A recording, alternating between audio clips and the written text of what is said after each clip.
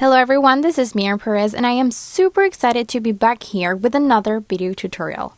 In today's video, I'm going to be sharing two easy coloring techniques, but first, I'm going to quickly show you what's inside the Floral Watercolors Creativity Kit, which I'm gonna be using today.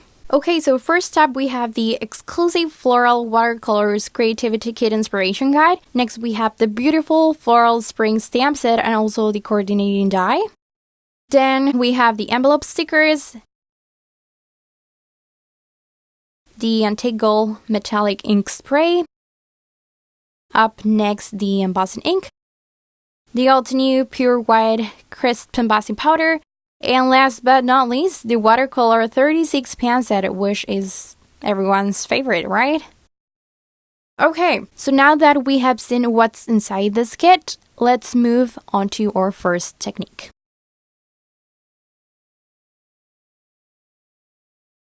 I started by stamping the floral image from the Floral Spring stamp set several times onto watercolor paper using the Altenew embossing ink. Next, I added some pure white embossing powder, top of the excess, and added some heat to mold the powder. Next, I took my watercolor 36 pan set and started coloring.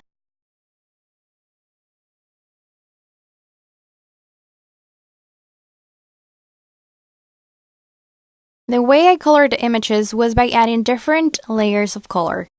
I started adding the lightest colors first to give a base layer to the flowers and leaves, and then gradually moved towards the darker ones. These darker colors are great for adding depth and dimension to the images.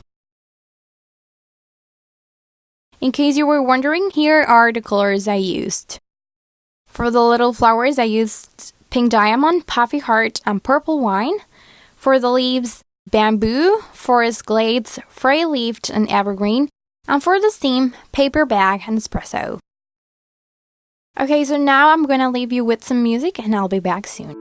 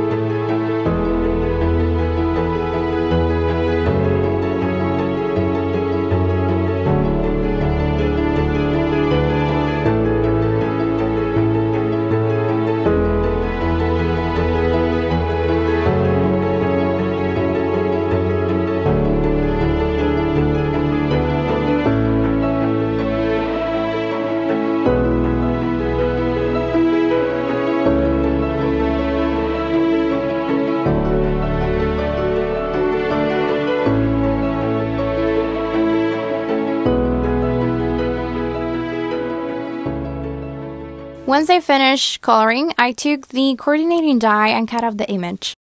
I repeated this process 4 more times and then created a layer with the floral images I colored before, plus some other elements from the kit.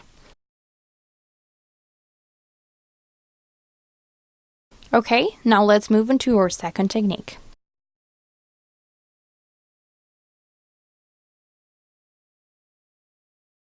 This time, I started by adding a layer of water over a 5x6 watercolor paper. Next, with the paper still wet, I simply added watercolors here and there to create a fun background, mixing some warm colors.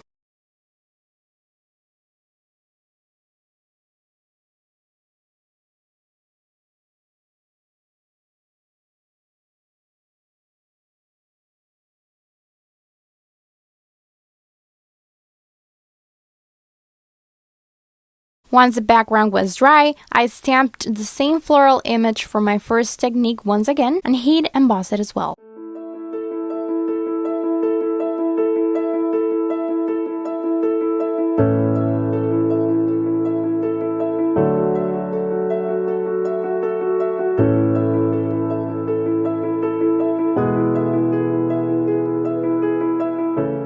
Unlike the first one, this time I colored the image trying to follow the same colors from the background but trying to add less water and more pigment. The idea of this sort of color and color technique was to give more attention to the floral image so it would look darker and stand out from the background.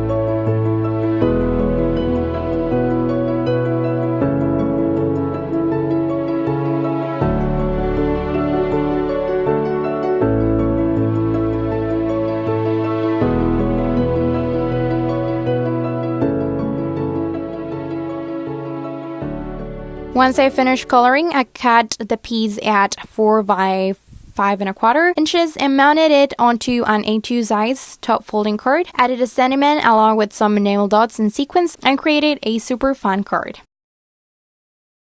And we're done for today. I hope you enjoyed this video. If you have any questions, just leave them in the comments below and I'll be happy to help you. Don't forget to visit my post on the Altenew Scrapbook blog to learn more about my projects and to see more photos.